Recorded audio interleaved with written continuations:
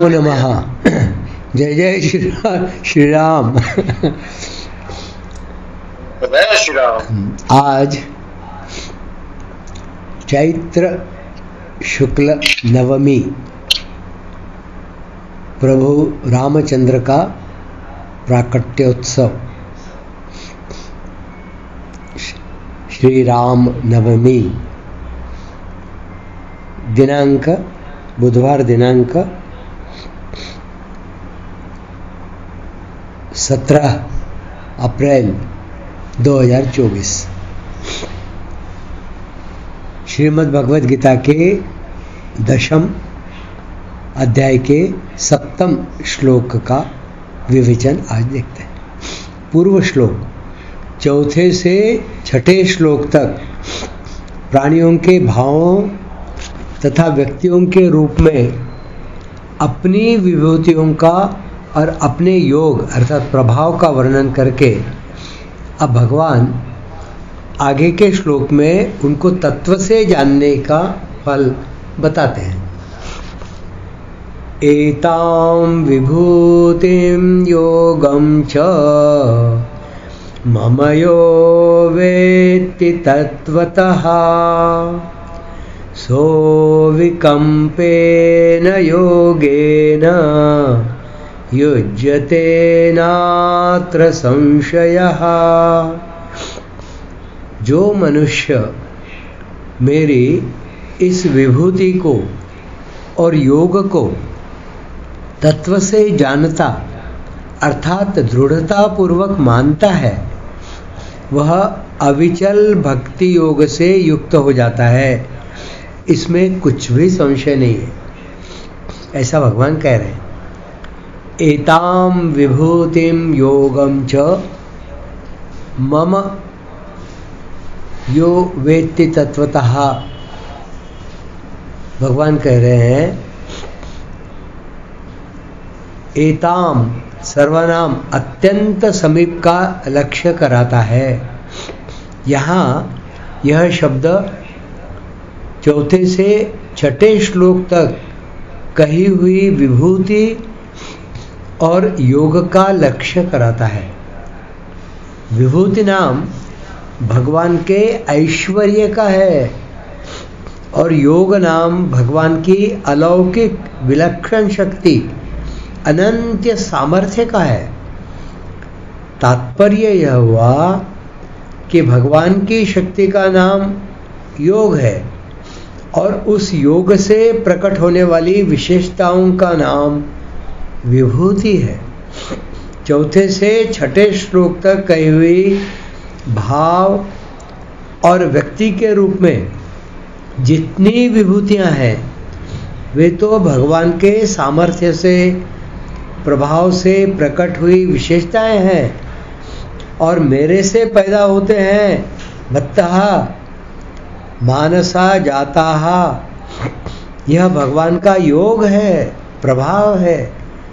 इसी को 9वें अध्याय के 5वें श्लोक में पश्य मे योगमैश्वरम, मेरे इस ईश्वरीय योग को देख, ऐसा भगवान कह रहे हैं अर्जुन को। आदि पदों से कहा गया है। ऐसे ही आगे 11वें अध्याय के 8वें श्लोक में अर्जुन को विश्वरूप दिखाते समय भगवान ने पश्य मे योगमैश्वरम पदों से अपना ऐश्वर्यमय योग देखने के लिए कहा है। इस 7वें श्लोक की विशेष बात, जब मनुष्य भोग बुद्धि से भोग भोगता है, भोगों से सुख लेता है, तब अपनी शक्ति का ह्रास और भोग्य वस्तु का विनाश होता है। इस प्रकार दोनों तरफ से हानि होती है। क्या कह रहे हैं भगवान? जब मनुष्य भोग बुद्धि से भोग भोगता है, भोगों से सुख लेता है, तब अपनी शक्ति का ह्रास और भोग्य वस्तु का विनाश होता है। इस प्रकार दोनों तरफ से हानि होती है। परंतु जब वह भोगों को भोग बुद्धि से नहीं भोगता अर्थात उसके भीतर भोग भोगने की किंचित मात्र भी लालसा उत्पन्न नहीं होती, तब उसकी शक्ति का ह्रास नहीं होता। उसकी शक्ति सामर्थ्य निरंतर बनी रहती है। वास्तव में भोगों के भोगने में सुख नहीं है, सुख है भोगों के संयम में। यह संयम दो तरह का होता है, एक दूसरों पर शासन रूप संयम और दो अपने पर शासन रूप संयम। एक तो दूसरों पर शासन रूप संयम और फिर स्वतः पर अपने पर शासन रूप संयम। दूसरों पर शासन रूप संयम का तात्पर्य है दूसरों का दुख मिट जाए और वे सुखी हो जाए, इस भाव से दूसरों को उन्मार्ग से बचाकर सन्मार्ग पर लगाना। अपने पर शासन रूप संयम का तात्पर्य है अपने स्वार्थ तथा अभिमान का त्याग करना और स्वयं किंचित मात्र भी सुख न भोगना। इन्हीं दोनों संयमों का नाम योग अथवा प्रभाव है। ऐसा योग अथवा प्रभाव सर्वोपरि परमात्मा में स्वतः स्वाभाविक होता है, दूसरों में यह साधन साध्य होता है। स्वार्थ और अभिमान पूर्वक दूसरों पर शासन करने से, अपना हुक्म चलाने से दूसरा वश में हो जाता है तो शासन करने वाले को एक सुख होता है। इस सुख में शासक की शक्ति सामर्थ्य क्षीण हो जाती है और जिस पर वह शासन करता है वह पराधीन हो जाता है। इसलिए स्वार्थ और अभिमान पूर्वक दूसरों पर शासन करने की अपेक्षा स्वार्थ और अभिमान का सर्वथा त्याग करके दूसरों का हित हो, मनुष्य नश्वर भोगों में न फंसे। मनुष्य अनादि काल से अनंत दुखों को भोगते आए हैं, अतः वे सदा के लिए इन दुखों से छूटकर महान आनंद को प्राप्त हो जाए। ऐसी बुद्धि से दूसरों पर शासन करना बहुत श्रेष्ठ और विलक्षण शासन अर्थात संयम है। इस शासन की आखिरी हद है भगवान का शासन अर्थात संयमन। इसी का नाम योग है। योग नाम समता, संबंध और सामर्थ्य का है। जो स्थिर परमात्मा तत्व है उसी से अपार सामर्थ्य आती है, कारण कि वह निर्विकार परमात्मा तत्व महान सामर्थ्यशाली है। उसके समान सामर्थ्य किसी में हुई नहीं, होगी नहीं और हो सकती भी नहीं। मनुष्य में आंशिक रूप से वह सामर्थ्य निष्काम होने से आती है, कारण कि कामना होने से शक्ति का क्षय होता है और निष्काम होने से शक्ति का संचय होता है। आदमी काम करते करते थक जाता है तो विश्राम करने से फिर काम करने की शक्ति आ जाती है। बोलते बोलते थक जाता है तो चुप होने से फिर बोलने की शक्ति आ जाती है। जीते जीते आदमी मर जाता है तो फिर जीने की शक्ति आ जाती है। सर्ग में शक्ति क्षीण होती है और प्रलय में शक्ति का संचय होता है। सर्ग में मतलब उत्पत्ति। तात्पर्य यह हुआ कि प्रकृति के संबंध से शक्ति क्षीण होती है और उससे संबंध विच्छेद होने पर महान शक्ति आ जाती है। यो वेत्ति तत्वतः, विभूति और योग को तत्व से जानने का तात्पर्य है कि संसार में कारण रूप से मेरा जो कुछ प्रभाव सामर्थ्य है और उससे कार्य रूप में प्रकट होने वाली जितनी विशेषताएं हैं अर्थात वस्तु, व्यक्ति, आदि में जो कुछ विशेषता दिखने में आती है, प्राणियों के अंतःकरण में प्रकट होने वाले जितने भाव है और प्रभावशाली व्यक्तियों में ज्ञान दृष्टि से, विवेक दृष्टि से तथा संसार की उत्पत्ति और संचालन की दृष्टि से जो कुछ विलक्षणता है, उन सबके मूल में मैं ही हूँ और मैं ही सबका आदि हूँ।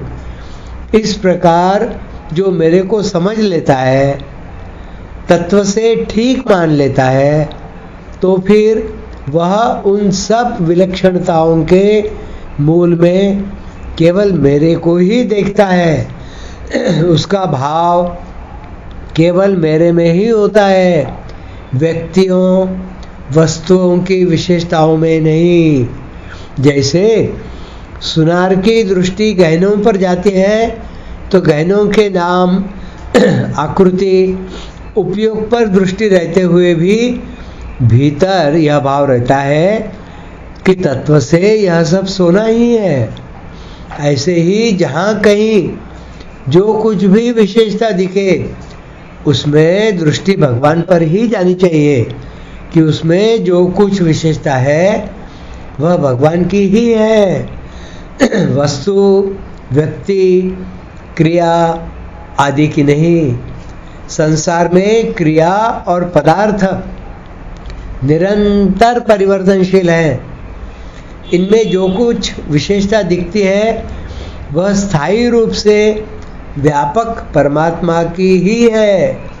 जहाँ जहाँ विलक्षणता, अलौकिकता आदि दिखे, वहाँ वहाँ वस्तु, व्यक्ति आदि की ही विलक्षणता मानने से मनुष्य उसी में उलझ जाता है और मिलता कुछ नहीं। कारण कि वस्तुओं में जो विलक्षणता दिखती है वह उस अपरिवर्तनशील परमात्मा तत्व की ही झलक है, परिवर्तनशील वस्तु की नहीं। इस प्रकार उस मूल तत्व की तरफ दृष्टि जाना ही उसे तत्व से जानना, अर्थात श्रद्धा से दृढ़ता पूर्वक मानना है। यहाँ जो विभूतियों का वर्णन किया गया है, इसका तात्पर्य इनमें परिपूर्ण रूप से व्यापक परमात्मा के ऐश्वर्य से है। विभूतियों के रूप में प्रकट होने वाला मात्र ऐश्वर्य परमात्मा का है। वह ऐश्वर्य प्रकट हुआ है परमात्मा की योग शक्ति से। इसलिए जिस किसी में जहाँ कहीं विलक्षणता दिखाई दे, वह विलक्षणता भगवान की योग शक्ति से प्रकट हुए ऐश्वर्य अर्थात विभूति की ही है, न कि उस वस्तु की। इस प्रकार योग और विभूति परमात्मा की हुई तथा उस योग और विभूति को तत्व से जानने का तात्पर्य यह हुआ कि उसमें विलक्षणता परमात्मा की है। अतः दृष्टा की दृष्टि केवल उस परमात्मा की तरफ ही जानी चाहिए। यही इनको तत्व से जानना अर्थात मानना है। इसका विस्तार स्वामी जी करते हैं। स्वामी जी कहते हैं, भक्ति का प्रकरण होने से यहाँ तत्वतः वेत्ति अर्थात तत्वतः जानना का अर्थ तत्वतः मानना ही लेना चाहिए। कारण कि यहाँ भगवान ने तत्वतः वेत्ति का फल अपने में दृढ़ भक्ति होना बताया है। और आगे के श्लोक में भी संसार मात्र का मूल कारण मैं ही हूँ और सब संसार मेरे से ही चेष्टा करता है, ऐसा मानकर इति मत्वा भजन करने की बात कही है। जैसे जानना दृढ़ होता है, ऐसे ही मानना भी दृढ़ होता है। अर्थात दृढ़ मान्यता तत्व ज्ञान की तरह ही फल देती है। जैसे मैं हिंदू हूँ, मैं अमुक वर्ण वाला हूँ आदि मान्यताओं को जब तक स्वयं नहीं छोड़ता तब तक ये मान्यताएं छूटती नहीं। इसी तरह इन सब विभूतियों के मूल में भगवान ही है, यह मान्यता कभी मिटती नहीं। वर्ण, संप्रदाय आदि की मान्यता सच्ची नहीं है, प्रत्युत शरीर को लेकर होने से प्राकृत है और मिटने वाली है, परंतु सबके मूल में परमात्मा है, यह मान्यता सच्ची है, वास्तविक है। अतः यह मान्यता कभी मिटती नहीं। प्रत्युत ज्ञान अर्थात तत्व से जानना में मतलब ज्ञान में परिणित होकर ज्ञान स्वरूप हो जाती है। सो विकम्पेन योगेन युज्यते, उसकी मेरे में दृढ़ भक्ति हो जाती है। दृढ़ कहने का तात्पर्य है कि उसकी मेरे सिवाय कहीं भी किंचित मात्र भी महत्व बुद्धि नहीं होती, अतः उसका आकर्षण दूसरे में न होकर एक मेरे में ही होता है। नात्र संशयः, इसमें कोई संदेह की बात नहीं। ऐसा कहने का तात्पर्य है कि अगर उसको कहीं भी किंचित मात्र भी संदेह होता है तो उसने मेरे को तत्व से नहीं माना है, कारण कि उसने मेरे योग को अर्थात विलक्षण प्रभाव को और उससे उत्पन्न होने वाली विभूतियों को अर्थात ऐश्वर्य को मेरे से अलग मानकर महत्व दिया है। मेरे को तत्व से जान लेने के बाद उसके सामने अलौकिक दृष्टि से किसी तरह की विलक्षणता आ जाए तो वह उस पर प्रभाव नहीं डाल सकेगी। उसकी दृष्टि उस विलक्षणता की तरफ न जाकर मेरी तरफ ही जाएगी, अतः उसकी मेरे में स्वाभाविक ही दृढ़ भक्ति होती है, ऐसा भगवान कह रहे हैं। आज यह विवेचन यही समाप्त करते हैं, आगे फिर बढ़ेंगे। धन्यवाद।